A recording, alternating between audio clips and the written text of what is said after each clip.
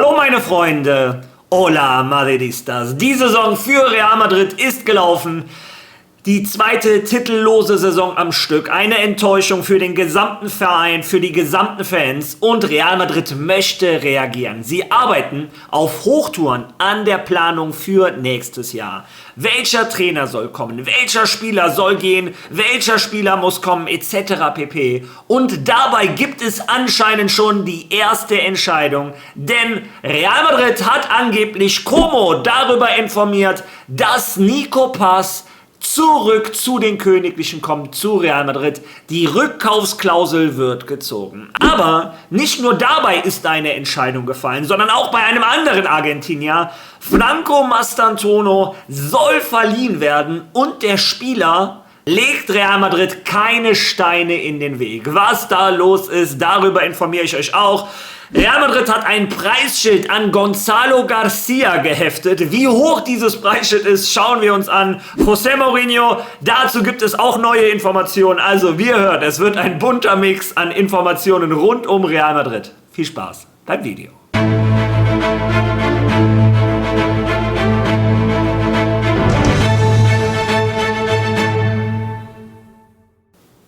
Ja, legen wir direkt mit der Nachwuchsabteilung von Real Madrid los. Morgen Abend ist das Halbfinale des Premier League International Cup und Real Madrid Castilla spielt um 20 Uhr gegen Dinamo Zagreb. Das wird sehr wahrscheinlich auf Real Madrid TV übertragen.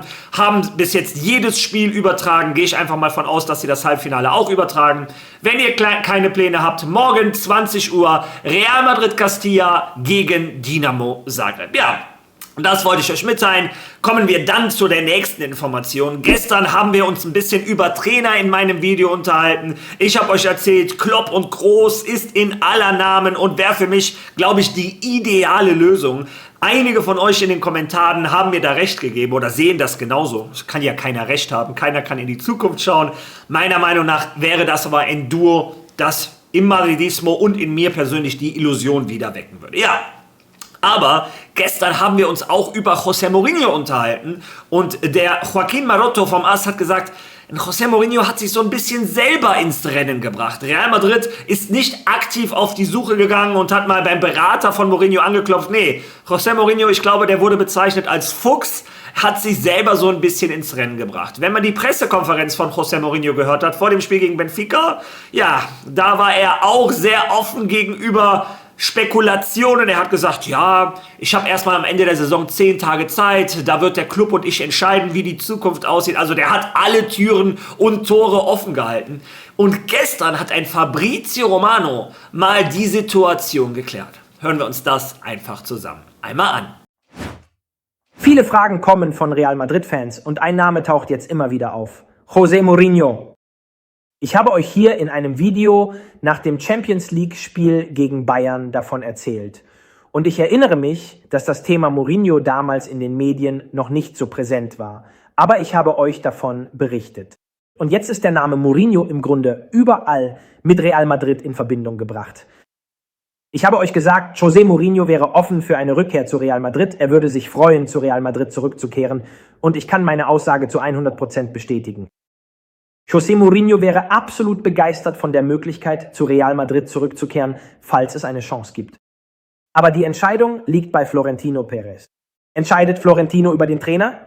Im Moment gibt es in dieser Angelegenheit noch nichts Fortgeschrittenes oder Konkretes. Es ist noch früh. Florentino Pérez und ihm nahestehende Personen werden sehr bald Entscheidungen treffen, um zu bestimmen, wer der ideale Trainer für den Job bei Real Madrid ist. Aber das Gefühl von José Mourinho ist, dass er absolut begeistert und offen wäre, ein zweites Kapitel bei Real Madrid zu versuchen. Sagen wir auch, dass Real Madrid und ebenso Florentino Pérez darüber informiert sind. Real Madrid ist sich dieses Wunsches, dieses möglichen Wunsches von José Mourinho, Trainer zu werden, bewusst. Entscheidet also Real Madrid. Sie haben mehrere Kandidaten. Es gibt Verbindungen zu Klopp, zu Pochettino, zu Didier Deschamps, zu Max Allegri, zu mehreren Trainern. Also werden wir sehen, wer der Trainer sein wird, den Florentino Pérez haben möchte. Aber möchte José Mourinho zurückkehren? Ja. Und José Mourinho hat dies den ihm nahestehenden Personen bereits deutlich gemacht. Dann wird es an Real Madrid liegen, zu entscheiden. Ja, ihr habt es selber gehört, ein José Mourinho wäre begeistert von dem Gedanken. Und ich, sag mehr oder weniger das Gleiche, was ich, glaube ich, letzte Woche schon mal gesagt habe. Ein José Mourinho löst bei mir zwei unterschiedliche Gefühlsebenen aus. Auf der einen Seite denke ich, wir hatten glorreiche Zeiten unter José Mourinho. Als Real Madrid am absoluten Tiefpunkt angekommen war, als wir 8 Saisons am Stück nicht über das Achtelfinale der Champions League rausgekommen sind. Mannschaft wie Real Madrid, 8-mal haben wir nicht das Viertelfinale der Champions League erreicht. Ja, teilweise sind wir nicht aus der Gruppe gekommen. Überlegt mal. Ja, und ein José Mourinho kam, hat die gesamte Mentalität von Real Madrid geändert. Von wegen die andere Backe hinhalten. Nein, bis zum letzten Tropfen alles geben für den Verein. Wir gegen den Rest der Welt.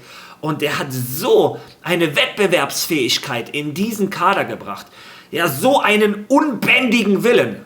Ja, dass wir gesehen haben, wie das Jahrzehnt nach einem José Mourinho gelaufen ist. José Mourinho hat auch in der Pressekonferenz gesagt, dass ein Florentino Perez ihm beim Abschied gesagt hat, du hast jetzt die schwere Arbeit erledigt. Was jetzt kommt, läuft auf deinen Lorbeeren. Also das Leichte kommt jetzt. José Mourinho hat das extra nochmal erwähnt. Der hat auch extra nochmal erwähnt, dass er einer der wenigen Trainer ist, der nicht von Real Madrid rausgeschmissen wurde. Also wie gesagt, der versucht mit allen Mitteln zurück nach Real Madrid zu kommen. Und das ist die eine Seite von mir. Die andere Seite von mir denkt sich, ja, aber das ist nicht der gleiche Mann. Ich habe sogar ein Gefühl, dieser José Mourinho würde sogar kommen und die Spieler machen lassen, was sie wollen. Ich weiß nicht. Ein Teil von mir denkt das. Hoffentlich liege ich da falsch. Ein anderer Teil, also wie gesagt, ich denke einfach, das ist nicht mehr der gleiche. Der hat nicht mehr den Biss, diesen Willen, diese positive Verrücktheit, die er hatte, diese Besessenheit. Die sehe ich in den letzten Jahren nicht mehr in ihm. Und nach dem, was beim Spiel gegen Benfica passiert ist, wie gesagt, ich will euch nicht langweilen und immer wieder das Gleiche erzählen. Ja, ich habe ein geteiltes Herz. Bin ich gespannt, was eure Meinung dazu ist. Lasst das echt mal in den Kommentaren. Ich bin mal gespannt, wie der Madridismo so fühlt. José Mourinho ja oder José Mourinho nein. So, ein Spieler, den José Mourinho vielleicht gerne in der Elf hätte oder nicht, ist Gonzalo Garcia. Der Stürmer, der von Real Madrid nicht ausgeliehen wurde oder nicht verkauft wurde, um dann quasi die ganze Saison auf der Bank zu sitzen. Also für ihn ist das eine sehr enttäuschende Saison. Wir alle haben bei der Club-WM gesehen, was für ein Talent dieser Junge hat. Torschützenkönig bei der Club-WM. Wenn der in Madrid mal eine Chance hatte, wie gegen Betis mit seinem Hattrick, hat er auch immer wieder seine Chancen genutzt. Ja, jetzt möchte Real Madrid ihn anscheinend loswerden, da ein Endrick zurückkommen soll. Ja, und Real Madrid hat einen Preisschild für Gonzalo ausgeschrieben. Ja, hören wir uns mal an, wie hoch dieses Preisschild ist. Die Saison geht nun zu Ende und die Vertreter der Spieler beginnen bereits nach neuen Zielen zu suchen. Sogar einige Vereine beauftragen jetzt schon diese Vermittler oder Vertreter mit entsprechenden Aufgaben. Einer von ihnen, im Namen eines bedeutenden italienischen Clubs, tauchte kürzlich in Valdebebas auf. Wen suchte er? Gonzalo, den Stürmer. Der ist in den letzten Monaten sozusagen ein bisschen ins Abseits geraten. Nun, die Antwort des Verantwortlichen von Real Madrid war eindeutig 60 Millionen, um überhaupt zu reden. Was bedeutet das? Dass Real Madrid jeden Spieler, der gehen möchte oder von einem anderen Club umworben wird, sehr hoch einschätzen wird und dass, wie in den vergangenen Jahren, jeder seinen Preis haben wird. Und jetzt wissen wir, wie hoch der Preis für Gonzalo ist, 60 Millionen. Das ist eine ganze Menge Geld und würde einmal mehr das rechtfertigen, was Real Madrid mit der Jugendakademie macht. Das ist der Anfang. Real Madrid verlangt 60 Millionen für Gonzalo und bald folgen weitere Vereine, die an anderen Spielern interessiert sind. Ja, und ich bin mir sicher, dass sich hier auch die Meinungen trennen werden. Viele werden sagen, 60 Millionen für einen Ersatzspieler, wohin mit dir? Niemals. Aber es gibt mit Sicherheit auch die Madridistas, und zu denen zähle ich mich, die sagen, heutzutage oder immer, Stürmer sind immer die teuerste Position. Du hast einen Stürmer, der bei der Club-WM gezeigt hat, dass der auf allerhöchstem Niveau performen kann. Du hast einen Stürmer, der sehr jung ist, ein Riesenpotenzial hat. Meiner Meinung nach kann er einer der besten Stürmer der Welt werden. Und für so ein Talent finde ich 60 Millionen gar nicht so extrem viel. Vielleicht würde ich das so machen, 45 plus Klauseln. Torerfolg, Spielzeit etc. Und in der Welt des Fußballs, wo jeder aus dem Nichts auf einmal 100 Millionen kostet, finde ich, 60 Millionen für einen Gonzalo Garcia vertretenswert. Naja, vielleicht habe ich auch eine absolute Madrid-Brille und ihr sagt alle niemals, ja, wollte ich euch nur sagen, das Preisschild 60 Millionen. Borussia Dortmund wäre wohl bereit, 30 Millionen zu bieten. Aber ich glaube, da ist die Distanz so riesig, dass sie da nicht zu einer Einigung kommen werden. Da muss Dortmund schon mehr bieten. Naja, aber ich glaube auch ein Gonzalo Garcia in Dortmund in der Bundesliga, der würde mehr als genügend Hütten machen. Ja, ein Spieler, der nächste Saison für Real Madrid wohl keine Hütten mehr machen wird und in dieser Saison wahrscheinlich auch gerne ein paar mehr gemacht hätte, ist Franco Mastantuono.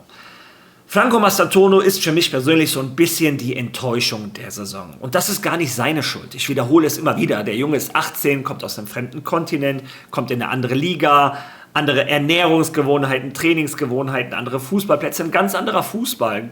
Wie gesagt, man kann diesem Jungen keinen Vorwurf machen. Der ist so alt wie einige, die gerade mit der A-Jugend von Madrid die Youth League gewonnen haben. Damit wir mal sehen, wie hoch unsere Erwartungen waren. Für mich ist er die Enttäuschung der Saison ein bisschen, weil ich viel zu hohe Erwartungen an den hatte. Ich habe die besten Szenen von ihm gesehen, den Freistoß aus 35 Meter gegen Boca im Derby vor 100.000 Zuschauern. Ich dachte, der Junge, der kommt und wird der nächste Messi, so nach dem Motto. Aber man muss ehrlich sagen, er hat nie komplett überzeugt im Madridismo. In den letzten Wochen und Monaten, ja, ist seine Einsatzzeit auch drastisch gesunken. Immer mehr Spiele, wo er keine Minute mehr bekommt. Wenn er eingewechselt wird, sind schon viele Madridistas, die denken, boah, warum überhaupt? Und ich finde, wir sind alle ein bisschen unfair zu dem Jungen. Wie gesagt, in seinem Alter haben gerade andere die Youth League gewonnen. Ein Franco Mastantuono hat für mich ein unglaublich enormes Potenzial. Man muss ihm nur die Zeit gewähren, dieses Potenzial zu entwickeln. Und diese Zeit kriegst du nun mal bei Real Madrid nicht. Wir haben jetzt festgestellt, ein Franco Mastantuono mit 18, der gerade aus Argentinien kommt, ist noch nicht auf Champions League Gewinnerniveau. Nein, aber ich glaube, dieser Junge wird dieses Champions League Gewinnerniveau erreichen. Wir müssen ihm nur Zeit geben. Und wo kriegst du deine Zeit? Wo kriegst du deine Einsatzminuten? Bei Mannschaften, die nicht auf dem Niveau sind von dem Real Madrid. Ja, und das sieht anscheinend ein Franco Mastantuono auch so. Real Madrid sucht ein Gespräch mit den Beratern. Hören wir uns hier die Informationen zusammen einmal an. Mastantuono. Was ist mit Mastantuono los? Nun, das Real Madrid-Projekt für die nächste Saison nimmt bereits Fahrt auf. Die Berater des Jungen aus Mastantuono sind aus Argentinien nach Madrid gekommen und ein erstes Treffen mit Real Madrid wird nächste Woche erwartet, um zu entscheiden, wie es mit ihm weitergeht. Nächste Saison. Mir wurde gesagt, dass sie nicht akzeptieren werden, was der Verein entscheidet. Sie gehen Hand in Hand mit dem Verein. Sie glauben, dass das, was der Verein entscheidet, positiv sein wird. Sie müssen noch sehen, welcher Verein den Bedürfnissen beider Seiten am besten entspricht, falls letztlich eine Ausleihe gewählt wird und natürlich, wie das Gehalt aufgeteilt wird. 50-50, also ein bisschen so wie es letzte Saison mit Hendrik passiert ist, der ebenfalls an Olympique Lyon ausgeliehen wurde. Das wird wohl die Lösung sein, falls Real Madrid letztlich entscheidet, dass sie ausgeliehen werden soll und natürlich ohne verpflichtende Kaufoptionen. Es handelt sich um eine reine Leihe. Ja, und eine Sache muss ich über Franco Mastantuono tatsächlich sagen.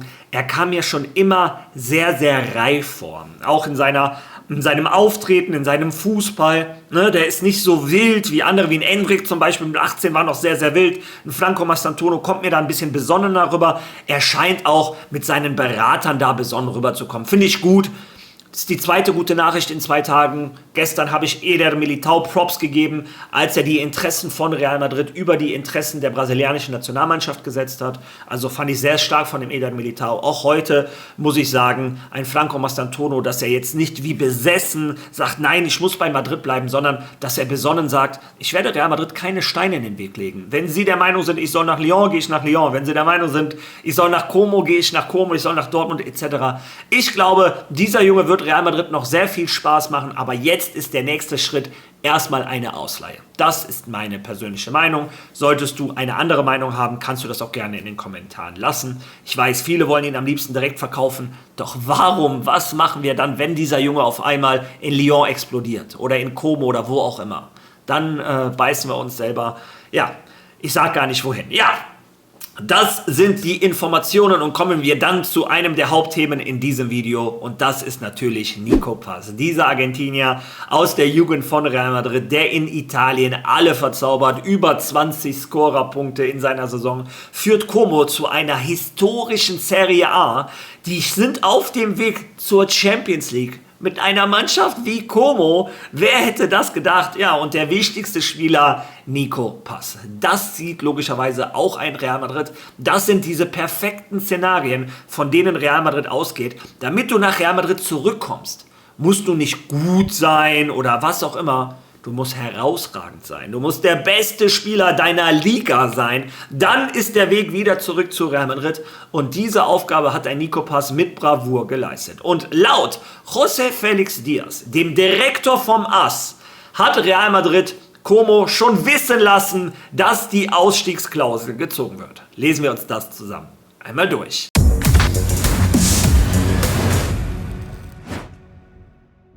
Real Madrid zieht Rückkaufoption für Nico Paz. Die Frist für die Inanspruchnahme dieser Option ist der 30. Mai. Aber in Valdebebas ist man sich bereits im Klaren darüber, dass die Zukunft des Nachwuchsspielers von seiner Rückkehr abhängt.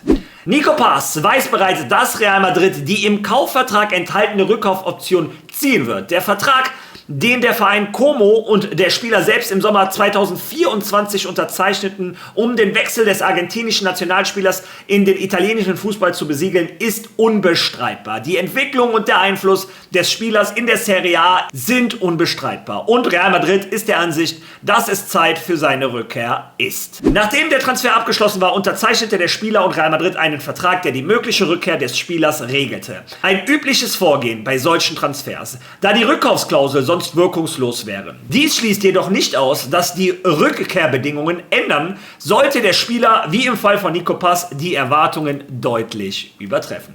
Die Frist zur Ausübung dieser Option ist der 30. Mai. Aber in Valdebebas ist man sich bereits im Klaren darüber, dass die Zukunft des Nachwuchsspielers in der Rückkehr zum Madrider Verein liegt. Und deshalb hat die Vereinsführung bereits Maßnahmen ergriffen, um sicherzustellen, dass alle Beteiligten über die Entscheidung informiert sind. Como und Cesc Fábregas ist sich bereits bewusst, dass die Zeit, in der sie Nico Paz Spiel genießen konnten, zu Ende geht. Das Verhältnis zwischen dem Trainer und der Führungsetage des italienischen Clubs ist ausgezeichnet. Tatsächlich befanden sich die Sportdirektoren des Teams, das im italienischen Fußball für Furore gesorgt hat, kürzlich in Madrid, um im nächsten Transferfenster zum 3. Mal in Folge einen Nachwuchsspieler von Real Madrid zu verpflichten. Ja, wie gesagt, der Artikel geht noch ein bisschen weiter. Die Spieler, die für Como sehr interessant sind, sind übrigens ein Daniel Yáñez, der rechte Flügel, und ein Jesús Fortea. Die beiden könnten also den Weg nach Como finden, vielleicht sogar Champions League mit den Italienern spielen. Ich werde, wie diese Saison, immer wieder mal ein Auge nach Italien werfen. Aber ihr habt die Information vom AS gelesen. Como, Cesc Fábregas. Es ist zwar noch nicht offiziell, ist die Rückkaufsklausel noch nicht gezogen, aber Real Madrid ist immer fair und ehrlich und lässt Como frühzeitig mitteilen, ey Leute, wir werden die Rückkaufsklausel ziehen und meiner Meinung nach ist das die richtige Entscheidung. Real Madrid braucht einen frischen Wind. Real Madrid hat Spieler im Mittelfeld, siehe zum Beispiel einen Dani Ceballos etc., die ersetzt werden müssen.